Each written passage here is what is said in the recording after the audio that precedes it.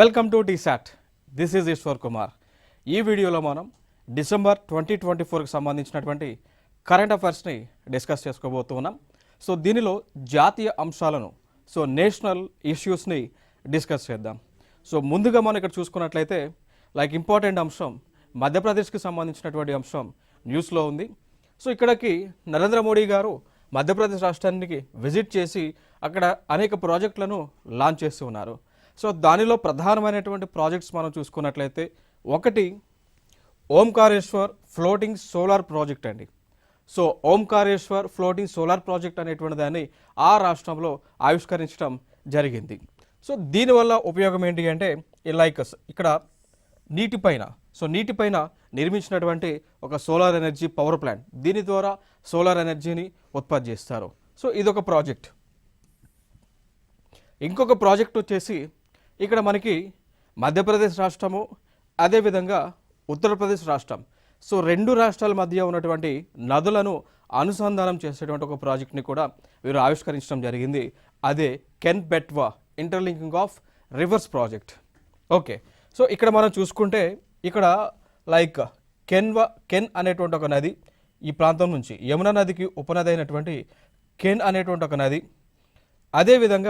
అదేవిధంగా బెట్వా అనేటువంటి ఇంకొక నది, యమునా నదికి భాగాలైనటువంటివే బెట్వా అనేటువంటి నది ప్రవహిస్తూ ఉంటుంది.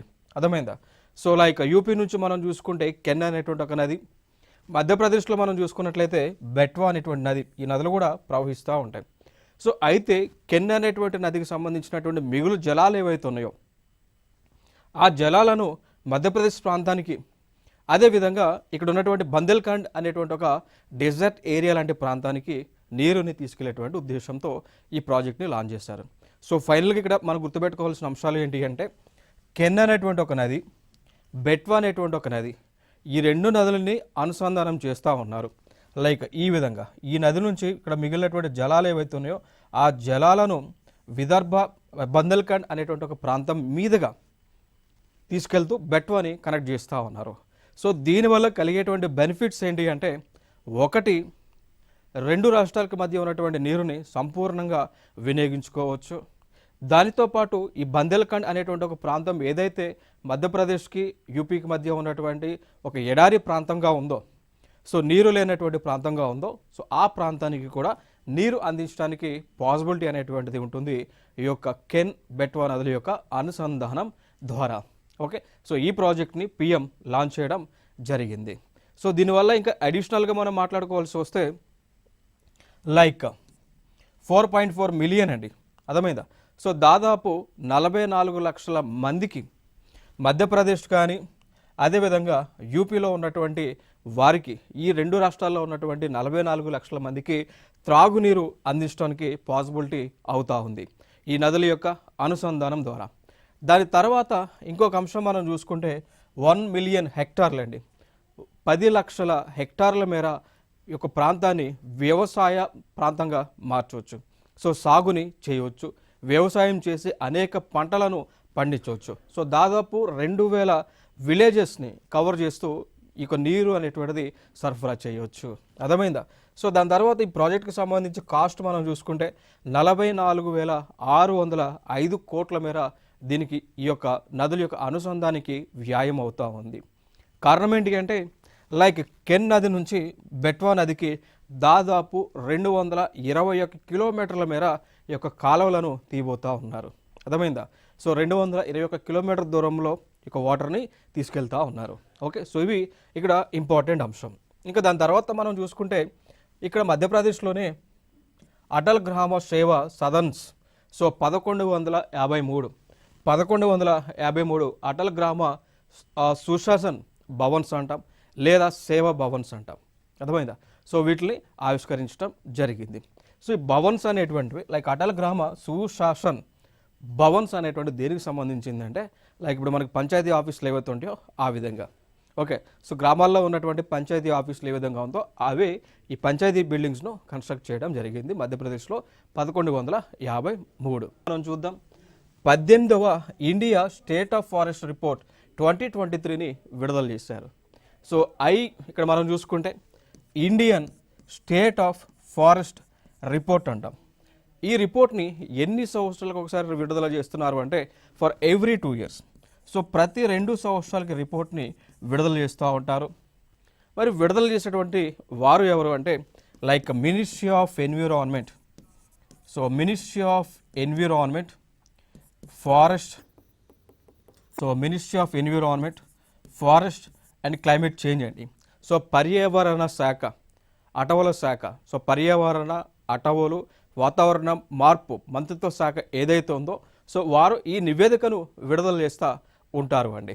మరి నివేదికను ప్రిపేర్ చేసేటువంటి వారు మనం చూసుకుంటే national forest survey of India వారు ఈ నివేదికని ప్రిపేర్ చేస్తూ ఉంటారు. అంటే నివేదికని ప్రిపేర్ చేయడానికి కూడా ఈ ఫారెస్ట్ సర్వే ఆఫ్ ఇండియా వాళ్ళు నివేదికను ప్రిపేర్ చేయడానికి కూడా లైక్ ఇస్రో వారి యొక్క సహకారం తీసుకుంటూ ఉంటారు. ఓకే, సో ఇస్రో వాళ్ళ కంట్రోల్లో లైక్ రిమోట్ సెన్సింగ్ శాటిలైట్స్ మనం చూడొచ్చు. సో రిమోట్ సెన్సింగ్ శాటిలైట్స్ కానీ, కార్టోగ్రఫీ శాటిలైట్స్ కానీ వాటిని ఉపయోగించి ఈ యొక్క డేటా అనేటువంటిది ప్రతి 2 సంవత్సరాలకి ఒకసారి కలెక్ట్ చేస్తూ ఉంటారు. అట్లా కలెక్ట్ చేశారు, రిపోర్ట్ని 2023కి గాను రిలీజ్ చేశారు. అర్థమైందా? సో దీనికంటే ముందు రిపోర్ట్ వచ్చేసి 2021లో వచ్చింది. దానికంటే ముందు రిపోర్ట్ 2019లో వచ్చింది. అట్లా ప్రతి 2 సంవత్సరాలకి రిపోర్ట్ రిలీజ్ అవుతుంది. కాబట్టి ఇప్పుడు 2023లో రిలీజ్ చేసినటువంటి రిపోర్ట్ ఏదైతే ఉందో అది 18వ రిపోర్ట్గా మనం చెప్పుకోవచ్చు. మరి ఈ నివేదిక ప్రకారం భారతదేశంలో అటవీ విస్తీర్ణం అనేటువంటిది ఎంత పర్సంటేజ్లో ఉంది, టోటల్గా ఎంత ఉంది అనేటువంటిది మనం తెలుసుకోవాలి. సో ఇక్కడ మనం చూసుకున్నట్లయితే 2023కి సంబంధించి భారతదేశంలో అటవీ యొక్క విస్తీర్ణం, ఫారెస్ట్ కవరేజ్ కనుక మనం చూస్తే లైక్ 2023కి గాను 21.76% ఉంది. ఇంకా అది కాకుండా ఫారెస్ట్ కవర్ కాకుండా ట్రీ కవర్ అంటాం. అర్థమైందా? సో లైక్ వివిధ ప్రాంతాలలో చెట్లు అనేటువంటివి ఉంటాయి. సో దాన్ని కూడా మనం కన్సిడర్ చేస్తే దాని యొక్క పర్సంటేజ్ మనం చూస్తే 3.41% ఉంది.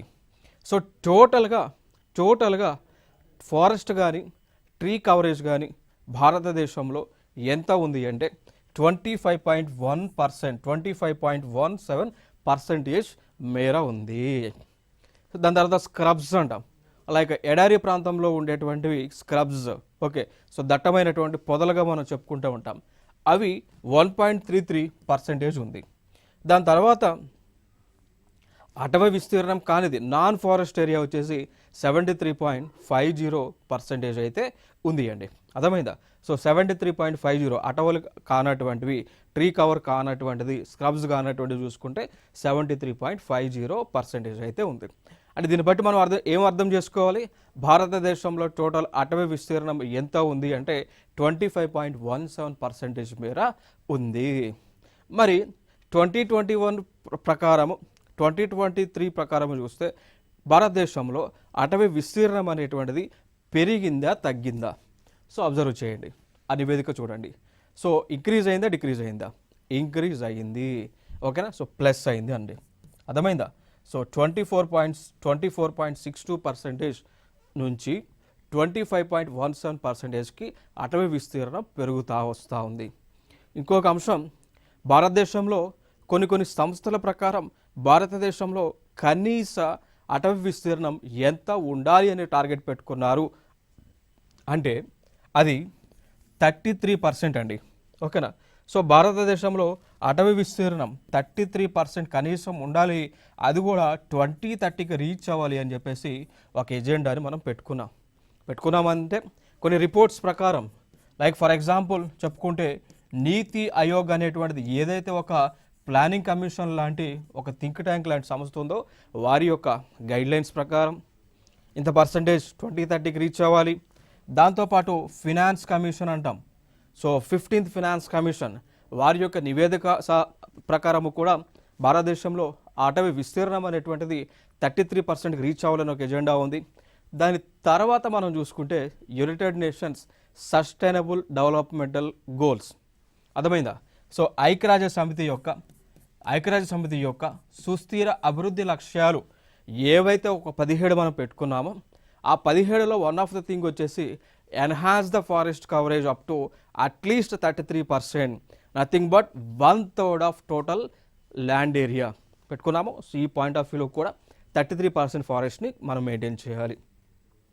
ఆ పాయింట్ ఆఫ్ వ్యూలోనే భారత ప్రభుత్వం ఈ 25.17% నుంచి 33కి రీచ్ తీసుకుపోవడానికి పెంచడానికి అనేక కార్యక్రమాలను కూడా చేస్తూ ఉన్నారు. ఫర్ ఎగ్జాంపుల్ తీసుకుంటే ఇటీవల కేంద్ర ప్రభుత్వం ఒక ప్రాజెక్ట్ను లాంచ్ చేసింది.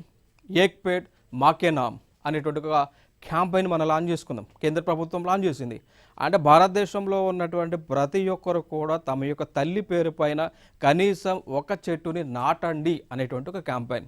సో భారతదేశంలో ఉన్నటువంటి ప్రతి ఒక్కరు కూడా వారి యొక్క మదర్ యొక్క గుర్తుగా ఒక వృక్షాన్ని, ఒక చెట్టుని, ఒక మొక్కని నాటండి అని క్యాంపెయిన్ కేంద్ర ప్రభుత్వం మినిస్ట్రీ ఆఫ్ ఎన్విరాన్మెంట్ ఇటీవల డిసెంబర్లోనే లాంచ్ చేశారు. అర్థమైందా? సో మెయిన్ ఇంటెన్షన్ దేనికి సంబంధించి ఇంత మేర ఫారెస్టేజ్ కవరేజ్ పెంచడానికి. అర్థమైందా? సో ఇక్కడ మెయిన్ ఎజెండాస్. ఇంకా ఫర్దర్గా ఈ రిపోర్ట్ గురించి మనకు కొన్ని అంశాలను మాట్లాడుకోవాల్సి ఉంటుంది. ఆ అంశాలు మనం చూసుకుంటే లైక్ ప్రస్తుతము భారతదేశంలో forest and tree coverage total ఏరియాలో పరంగా మనం చూసుకుంటే 8,27,357 స్క్వేర్ కిలోమీటర్స్ మేర ఉంది అండి.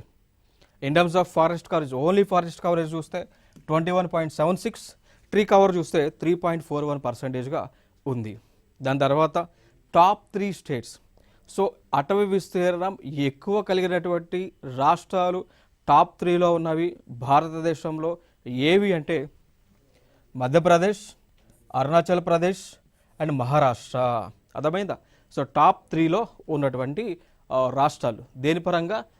అటవీ విస్తీర్ణం పరంగా మధ్యప్రదేశ్, అరుణాచల్ ప్రదేశ్ అండ్ మహారాష్ట్ర. అర్థమైందా? సో ఇదొక అంశం.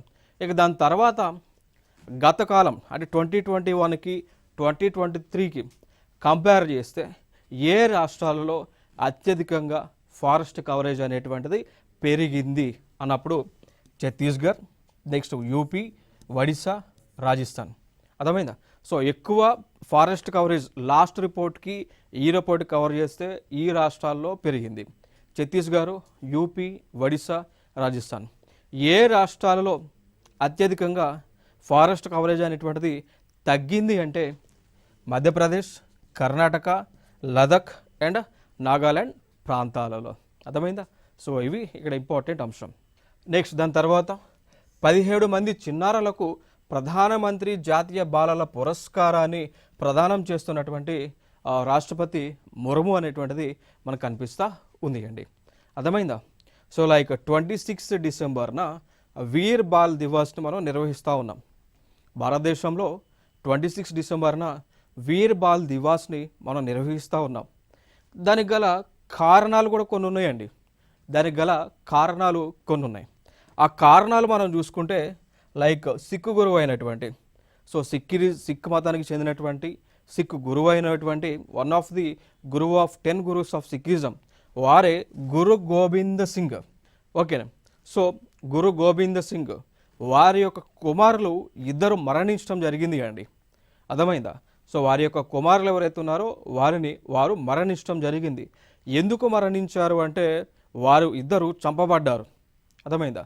సో వారి యొక్క మతాన్ని మార్చుకోమని వారిపైన వేరే రిలీజన్ వాళ్ళు కన్వర్ట్ అవ్వమని ప్రెషర్ చేస్తే వాళ్ళు నో చెప్పినందుకు గాను సో వారు మరణించారు. అందుకోసం వారి యొక్క ఫేత్ ఏదైతే ఉందో, అర్థమైందా? సో వారి యొక్క ఫేత్ని వదిలిపెట్టకుండా ప్రాణత్యాగం చేసినందుకు గాను ఆ రోజున, ఓకేనా? సో అందుకోసం ఏం చేస్తూ ఉన్నారంటే వారికి గుర్తుగా ఇక్కడ ఏం చేస్తూ ఉన్నారు, లైక్ వీర్ బాల్ దివాస్ని 26 డిసెంబర్న నిర్వహిస్తూ ఉన్నాం. సో ఈ పాయింట్ ఆఫ్ వ్యూలో ఈ రోజున కేంద్ర ప్రభుత్వం ఏం చేస్తూ ఉంది అంటే లైక్ భారతదేశంలో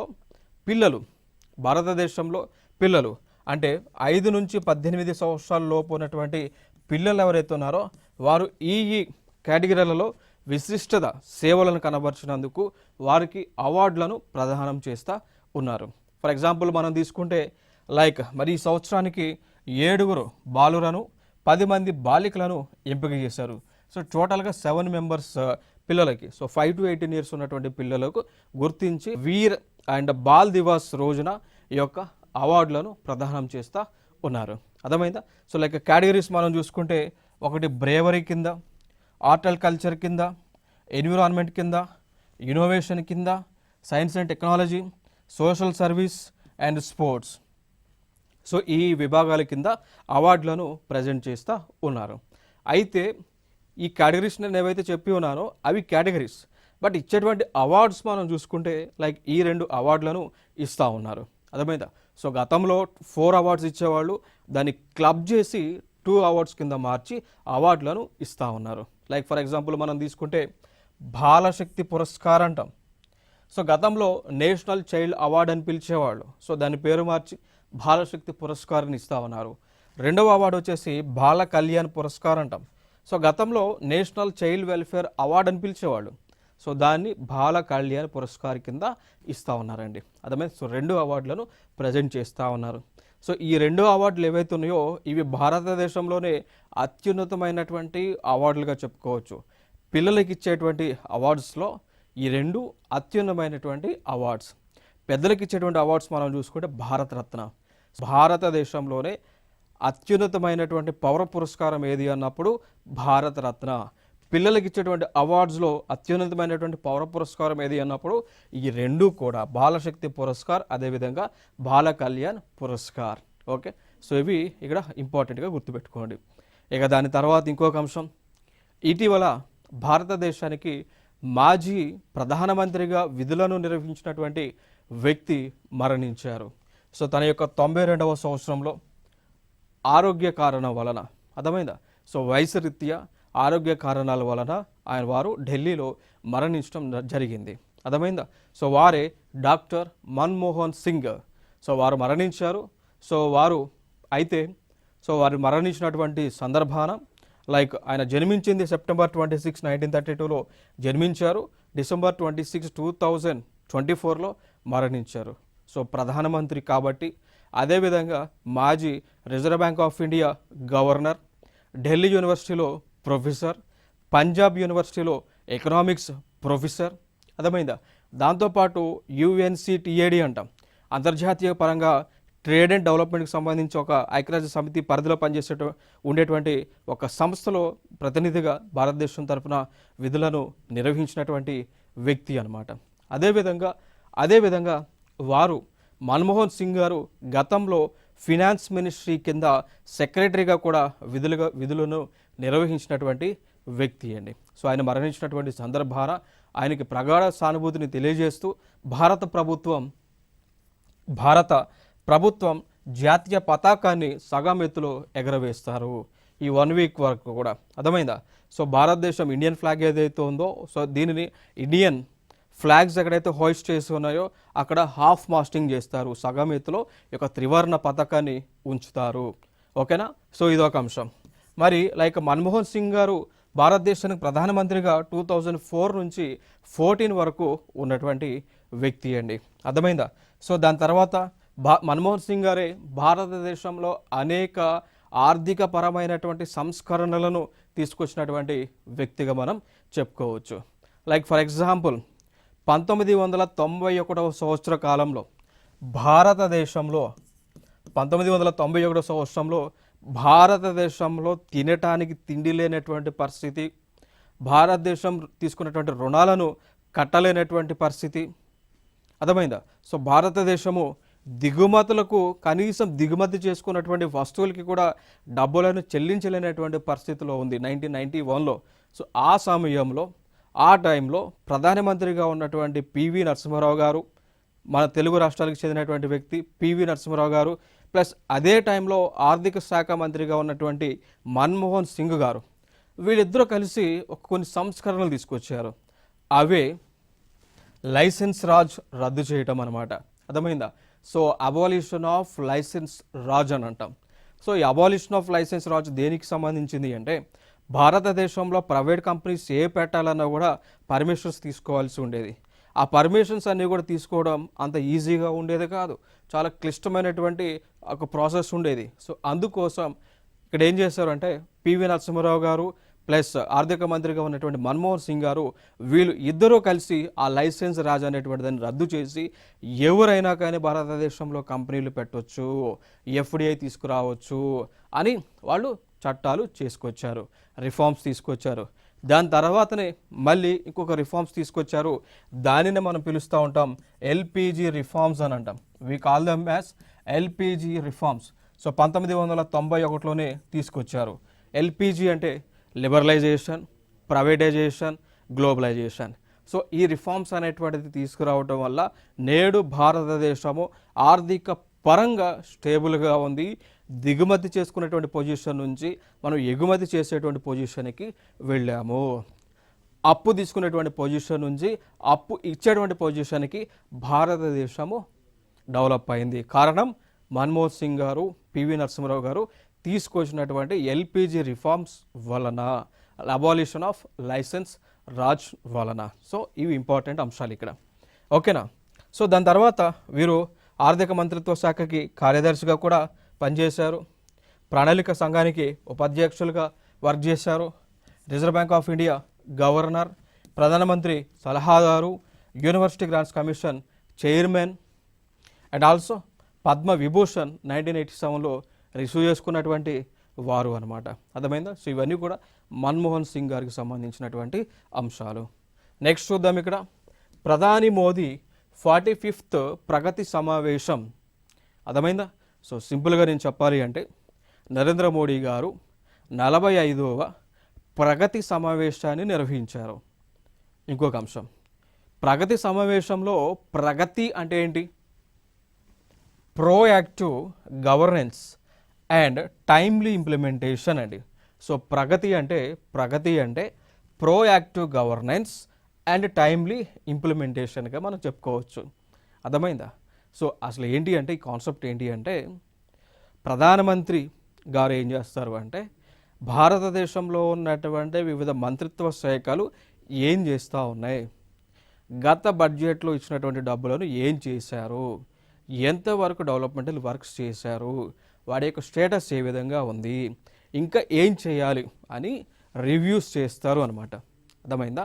సో ప్రగతి సమావేశం దేనికి సంబంధించింది అంటే prime minister of India will review all the departments which was existed with government of India and he will know about the status of each and every department's working levels and also utilization of the funds. If any ministry needed additional funds, then Prime Minister of India will grant that funds for the development of the country. అర్థమైందా. So ఈ అంశాలు ఇక్కడ important. ఇంకొక అంశం కంప్లీట్గా ఇదంతా కూడా ICT ఆధారిత మల్టీ మోడల్ ప్లాట్ఫామ్ అండి. అర్థమైందా. సో కంప్లీట్గా లైక్ ఇన్ఫర్మేషన్ కానీ కమ్యూనికేషన్ టెక్నాలజీ ఉపయోగించుకొని ఈ ప్రగతి సమావేశాలు అనేటువంటి భారతదేశంలో నిర్వహిస్తూ ఉంటారు. సో ఇది ఒక 3 అంచెలలో జరుగుతూ ఉంటుంది. Like PMO, so prime minister of India, so PMO office conduct చేస్తుంది. దాని తర్వాత యూనియన్ గవర్నమెంట్ కండక్ట్ చేస్తుంది. యూనియన్ గవర్నమెంట్లో ఉన్నటువంటి సెక్రటరీస్ ఎవరైతే ఉన్నారో వారు కోఆర్డినేట్ చేసుకుంటారు. దాని తర్వాత ఈ కోఆర్డినేషన్ తర్వాత చీఫ్ సెక్రటరీస్. అర్థమైందా. అంటే ఈ ప్రగతి సమావేశాలు అనేటువంటి 3 స్టైర్లో లైక్ పిఎంఓ ఆఫీస్, పిఎంఓ కావచ్చు. So PMO nothing but prime minister. దాని తర్వాత కేటగిరీలో మనం చూసుకున్నట్లయితే లైక్ యూనియన్ గవర్నమెంట్ యొక్క సెక్రటరీస్ అంటాం. యూనియన్ గవర్నమెంట్ యొక్క సెక్రటరీస్ ఫర్ ఎగ్జాంపుల్ మనం తీసుకుంటే క్యాబినెట్ సెక్రటరీ. దాని తర్వాత సెంట్రల్ గవర్నమెంట్, దాని తర్వాత స్టేట్ గవర్నమెంట్ మనం చూసుకుంటే చీఫ్ సెక్రటరీస్. ఆ రాష్ట్రంలో ఉన్నటువంటి చీఫ్ సెక్రటరీస్ ఏవైతే ఉన్నారో సో వాళ్ళకి ఇంటర్లింక్గా ఈ యొక్క మీటింగ్స్ అనేటువంటివి జరుగుతూ ఉంటాయి. అర్థమై. నెక్స్ట్ ఇంకొక అంశం, ఈ 45 లైక్ ప్రగతి సమావేశం యొక్క లక్ష్యాలను మనం చూసుకుంటే ఫిర్యాదులను పరిష్కరించడము, కార్యక్రమ అమలు చూడడం, దాని తర్వాత ప్రాజెక్ట్ మానిటరింగ్ అండి. అర్థమైందా. సో దాని తర్వాత ఈ ప్రగతి ప్లాట్ఫామ్లో ఒక 3 టెక్నాలజీలను కూడా బండిల్స్ చేస్తూ ఉన్నారు. లైక్ డిజిటల్ డేటా మేనేజ్మెంట్ కానీ, వీడియో కాన్ఫరెన్స్ కానీ అండ్ జియో స్పేషియల్ టెక్నాలజీ కానీ. సో ఇవన్నీ కూడా ఇంటిగ్రేట్ చేస్తారు. అర్థమైందా. ఫర్ ఎగ్జాంపుల్ మీరు చూసే ఉంటారు లైక్ ఇప్పుడు ఏదైనా ఎవరైనా ఒక పిఎం ఆవాస్ యోజన కింద ఆ హౌస్ని కేటాయిస్తే అక్కడ పోయి ఆ హౌస్ని జియో ట్యాగ్ చేస్తూ ఉంటారు.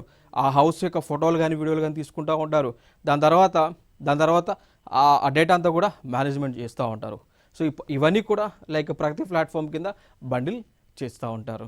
ఓకే. నెక్స్ట్ అంశం, సో మలయాళ సాహిత్యం సినీ దిగ్గజం ఎంటి వాసుదేవన్ నాయర్ 91వ సంవత్సరంలో ఆయన కన్నుమూశారు. ఓకేనా. సో దీనికి సంబంధించి భారత ప్రభుత్వం కూడా సంతాపం తెలియజేసింది. సో ప్రెసిడెంట్ ఆఫ్ ఇండియా కూడా, ప్రైమ్ మినిస్టర్ ఆఫ్ ఇండియా కూడా సంతాపం తెలియజేశారు. సో కాబట్టి మనం ఇప్పుడు ఇట్లాంటివి ఏదైనా జరిగినప్పుడు ఈ పాయింట్ ఆఫ్ వ్యూలో తరచుగా అడిగేటువంటి క్వశ్చన్స్ ఏంటి అంటే ఫర్ ఎగ్జాంపుల్ ఇటీవల వార్తల్లో నిలిచిన ఎంటి వాసుదేవన్ నాయర్ ఏ ఏ రంగానికి చెందినటువంటి వారు అని అట్లా క్వశ్చన్స్ అడుగుతూ ఉన్నారు. అర్థమైందా? సో వీరు ఏ రంగానికి సంబంధించినటువంటి వారు? సాహిత్యానికి సంబంధించినటువంటి వారు. అర్థమైందా? సో సినిమా ఇండస్ట్రీకి చెందినటువంటి వారు అనమాట. సో అట్లా క్వశ్చన్స్ వస్తూ ఉన్నాయి. సో వీరికి 1995లో జ్ఞానపీఠ వచ్చింది, 2005లో పద్మభూషణ్, 1959-78లో కేరళ సాహిత్యం అకాడమీ అవార్డు వచ్చింది, 1970లో కేంద్ర సాహిత్య అకాడమీ అవార్డు వచ్చింది, అండ్ 1984లో వాయులార్ అవార్డ్స్ అనేటువంటివి పొందినటువంటి సినీ దిగ్గజంగా మనం చెప్పుకోవచ్చు అండి. ఓకే, సో సినీ దిగ్గజంగా మనం చెప్పుకోవచ్చు. ఇక దాని తర్వాత ఇంకొకటి, NGT issues notice to CPCB on Arkavathi river pollution. So సింపుల్గా నేను చెప్పాలి అంటే ఎన్జిటి అంటే లైక్ నేషనల్ గ్రీన్ ట్రిబ్యునల్ అంటాం. ఇది ఒక సంస్థ. సో ఈ సంస్థ వాళ్ళు కర్ణాటక ప్రభుత్వానికి అక్రవతి అనేటువంటి ఒక నదిలో కాలుష్యం జరుగుతున్నటువంటి సందర్భాన నోటీసులను ఇష్యూ చేయడం జరిగింది. సో ఇక్కడ మరి అక్రవతిలో పొల్యూషన్ ఏ విధంగా జరుగుతుంది అంటే, ఈ నదిలో టెస్ట్ చేసినప్పుడు, ఈ నదిలో ఉన్నటువంటి నీటిని టెస్ట్ చేస్తే ఆ నదిలో లైక్ హెవీ మెటల్స్ కానీ అదేవిధంగా టాక్సిక్ సబ్స్టెన్సెస్ అనేటువంటివి ఆ యొక్క అవశేషాలు అనేటువంటివి కనిపించినాయి అండి. అర్థమైందా? సో అక్రవతి రివర్ ఏదైతే ఉందో, సో దాని యొక్క వాటర్ని టెస్ట్ చేస్తే ఆ నీటిలో అంటే తాగడానికి పనికిరానటువంటి విధంగా నీరంతా కూడా అవింది, పొల్యూట్ అయింది. ఎందుకంటే దానిలో హెవీ మెటల్స్ లైక్ మెర్కురీ కానీ దాని తర్వాత టాక్సిక్ సబ్స్టెన్స్ అనేటువంటివి ఫౌండ్ అవటం జరిగింది. అర్థమైందా?